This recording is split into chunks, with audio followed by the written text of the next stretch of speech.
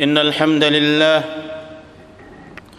نحمده ونستعينه ونستغفره ونتوب إليه ونعوذ بالله من شرور أنفسنا ومن سيئات أعمالنا من يهده الله فلا مضل له ومن يضلل فلا هادي له أشهد أن لا إله إلا الله وحده لا شريك له وأشهد أن محمدًا عبده ورسوله يا أيها الذين آمنوا اتقوا الله حق تقاته ولا تموتن إلا وأنتم مسلمون يا أيها الناس اتقوا ربكم الذي خلقكم من نفس واحدة وخلق منها زوجها وبث منهما رجالا كثيرا ونساء واتقوا الله الذي تساءلون به والأرحام إن الله كان عليكم رقيبا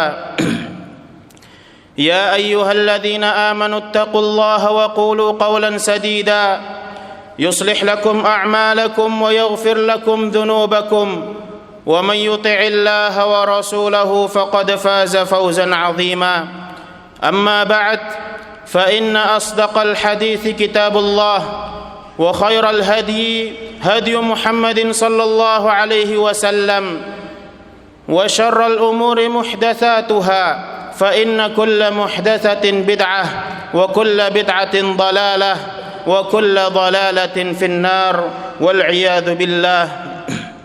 معاشر المسلمين أحبتي الطلبة rahimani wa rahimakumullah.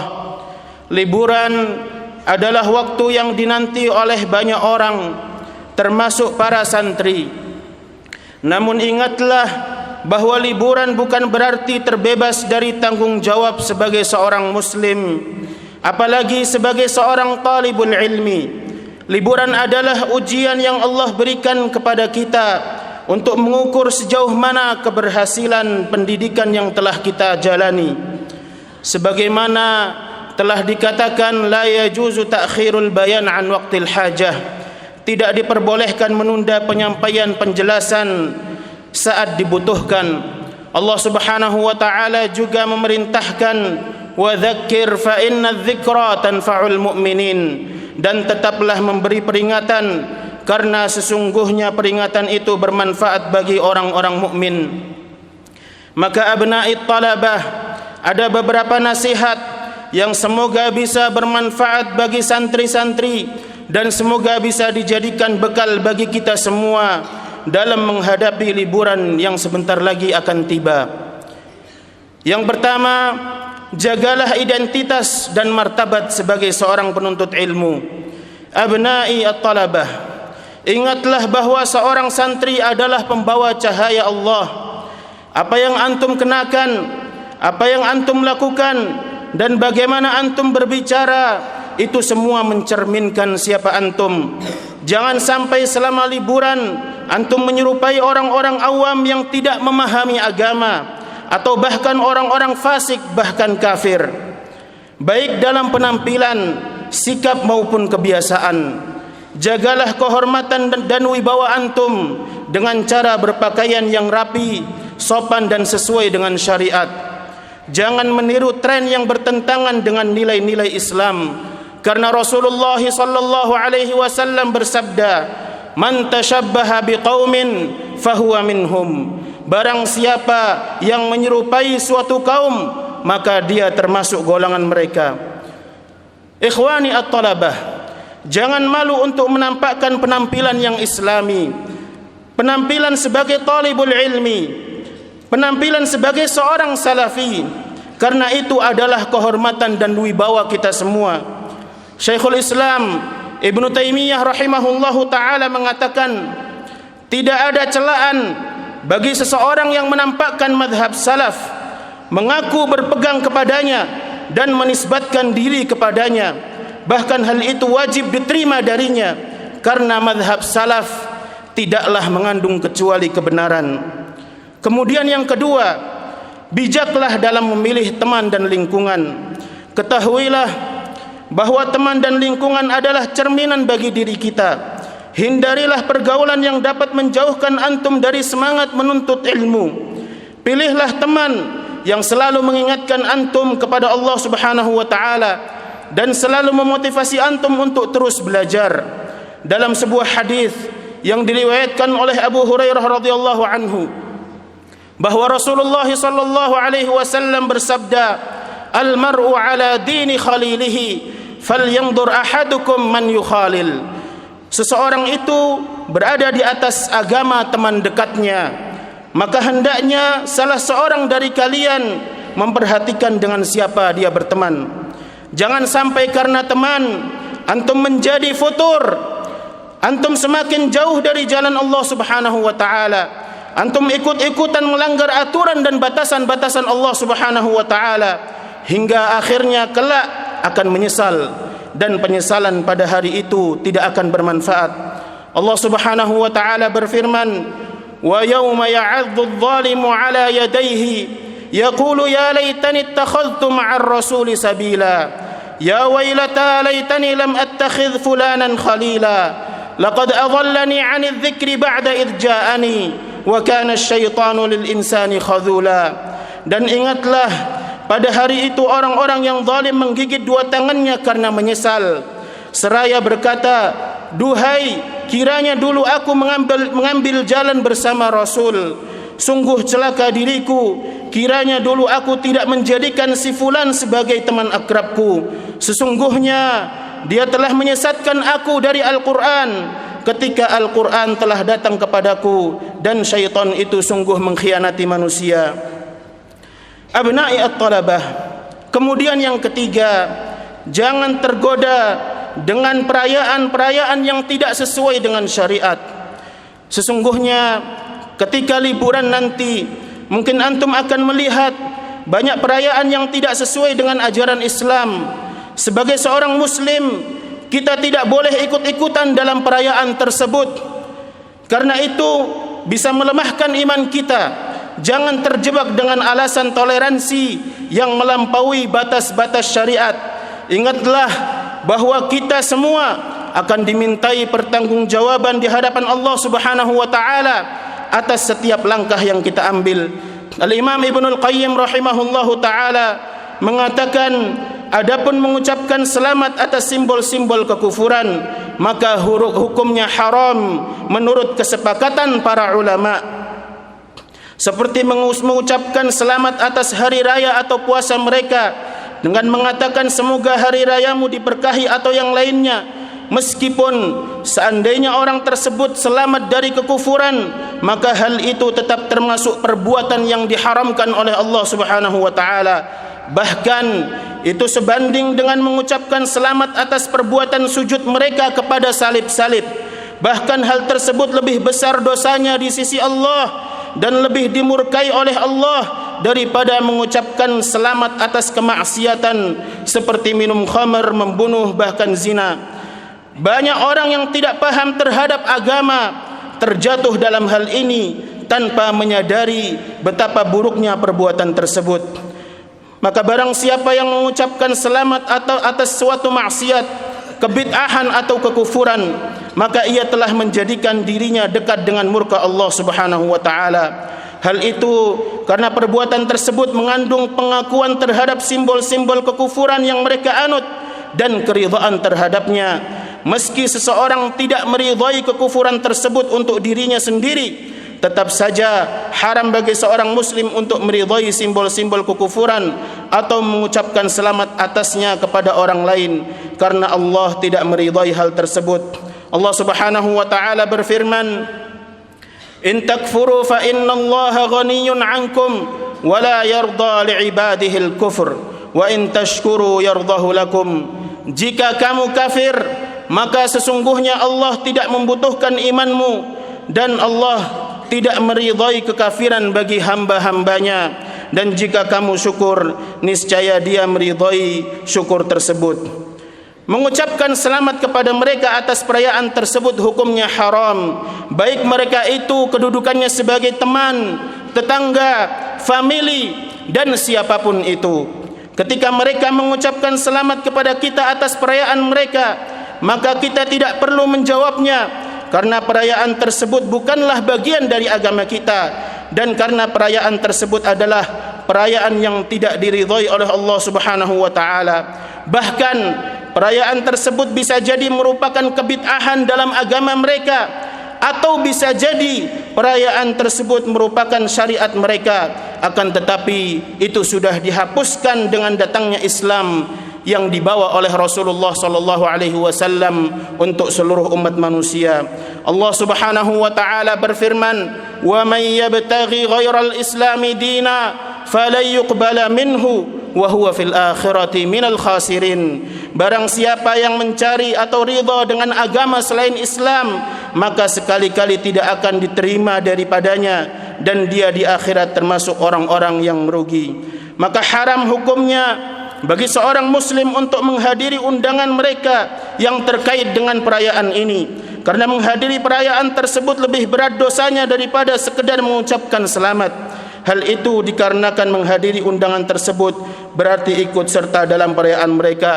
Jangan karena hanya ingin ikut tren atau ikut-ikutan yang ada, maka antum menanggalkan agama antum. Maka demikian pula haram hukumnya bagi seorang muslim untuk meniru orang-orang kafir dengan mengadakan pesta untuk perayaan ini, saling bertukar hadiah, membagikan makanan manis, menyajikan hidangan atau aktivitas lainnya yang terkait dengan perayaan tersebut. Hal ini berdasarkan sabda Nabi sallallahu alaihi wasallam, "Man tashabbaha biqaumin fahuwa minhum." Barang siapa yang menyerupai suatu kaum, maka ia termasuk golongan mereka. Syekhul Islam Ibnu Taimiyah rahimahullahu taala mengatakan, menyerupai mereka dalam sebagian hari raya mereka akan membuat hati mereka senang dengan kebatilan yang mereka anut, dan mungkin juga mendorong mereka untuk memanfaatkan peluang dalam memperdaya kaum muslimin. Barang siapa yang melakukan salah satu dari perbuatan tersebut, baik karena basa-basi, ingin mendekatkan diri, merasa malu, gengsi atau yang lainnya, maka ia telah melakukan dosa besar. Hal ini termasuk sikap berpura-pura dalam agama Allah Subhanahu wa taala, serta menjadi sebab bagi orang-orang kafir untuk semakin kuat dalam kebatilan mereka dan merasa bangga dengan agama mereka. Aqulu qawli hadha wa astaghfirullahal azim al jalil li wa lakum wa lisairil muslimina min kulli dhanb fastaghfiruhu innahu huwal ghafurur rahim.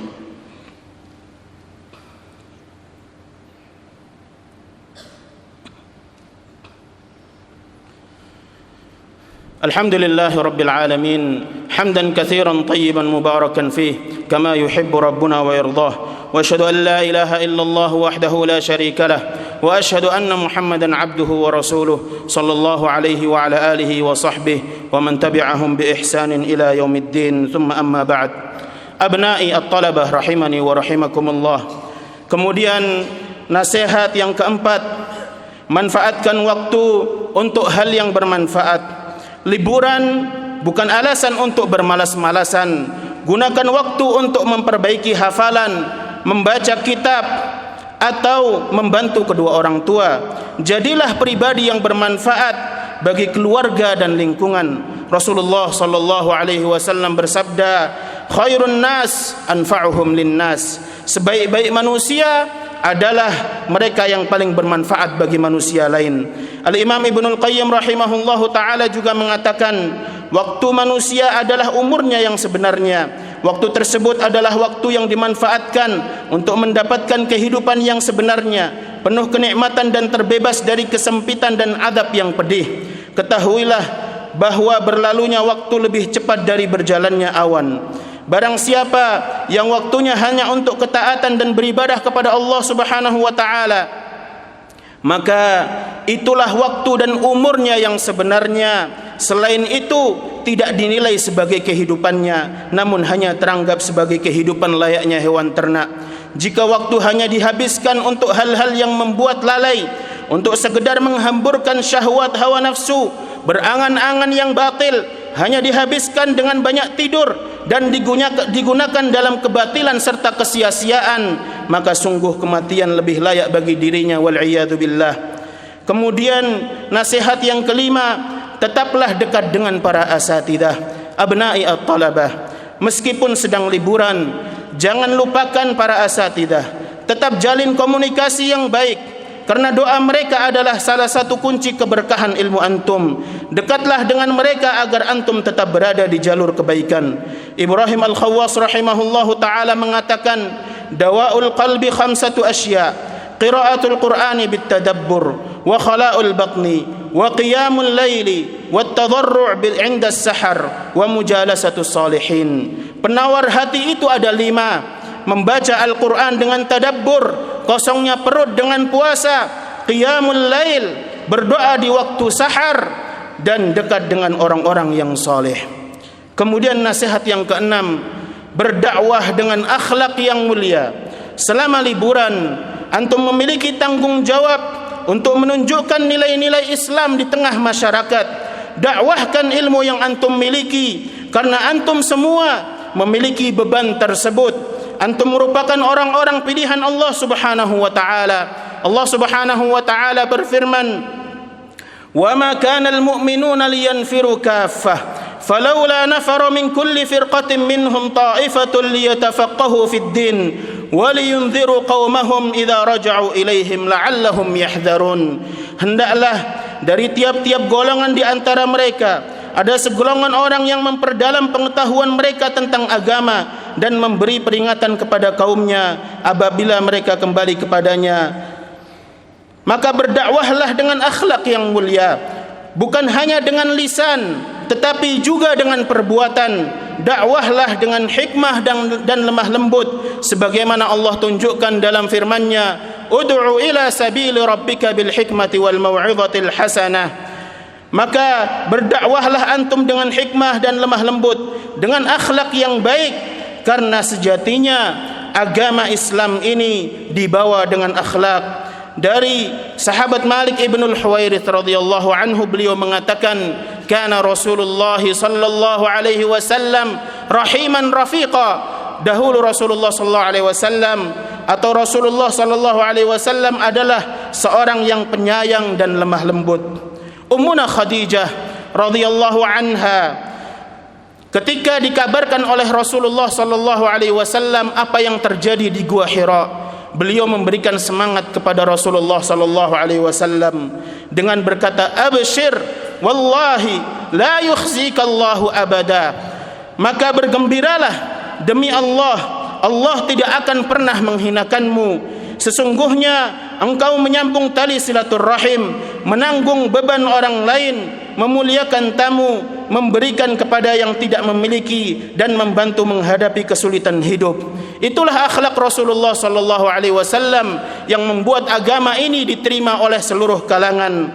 Rasulullah sallallahu alaihi wasallam bersabda, "Innama bu'ithtu liutammima makarimal akhlaq." Sungguh aku diutus untuk menyempurnakan akhlak-akhlak yang mulia. Abna'i talabah rahimani wa rahimakumullah. Maka liburan adalah waktu untuk mengisi kembali energi, tetapi jangan pernah menjadikannya alasan untuk futur. Ketika liburan telah usai, datanglah kembali ke pondok dengan membawa semangat yang baru, membawa pengalaman yang baik, dan tetap menjaga identitas antum sebagai talibul ilmi. Semoga Allah Subhanahu wa taala selalu menjaga antum dan para penduduk Ma'had Imam Bukhari dimanapun antum berada, melindungi antum dari godaan syaitan dan mengembalikan antum dalam keadaan yang lebih baik.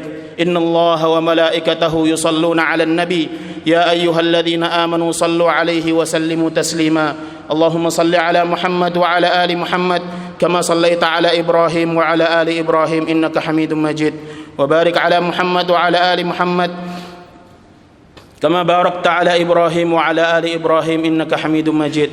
اللهم اغفر للمسلمين والمسلمات والمؤمنين والمؤمنات الأحياء منهم والأموات إنك سميع قريب مجيب الدعوات. اللهم من أحييته منا فأحيه على الإسلام والإيمان، ومن توفيته منا فتوفه على الإيمان يا رب العالمين. اللهم وفق ولاة أمور المسلمين في أندونيسيا، وفقهم لتحكيم كتابك يا رب العالمين. اللهم وحد صفوف المسلمين في أندونيسيا خاصة وفي جميع بلدان المسلمين يا رب العالمين. اللهم اجمع كلمتهم يا رب العالمين. اللهم انصر إخواننا المستضعفين في كل مكان، في سوريا وفي فلسطين وفي اليمن وفي برما وفي كل مكان. اللهم أيدهم بنصرك يا عزيز يا قوي. اللهم عليك بأعدائهم، اللهم اهزم الكفار والمشركين يا رب العالمين. اللهم ربنا لا تزغ قلوبنا بعد إذ هديتنا وهب لنا من لدنك رحمة إنك أنت الوهاب. اللهم وفق لطلاب معهد الإمام البخاري وأساتذته وموظفيه لما تحبه وترضاه، وفقهم يا رب العالمين. ربنا آتنا في الدنيا حسنة وفي الآخرة حسنة وقنا عذاب النار، وآخر دعوانا أن الحمد لله رب العالمين.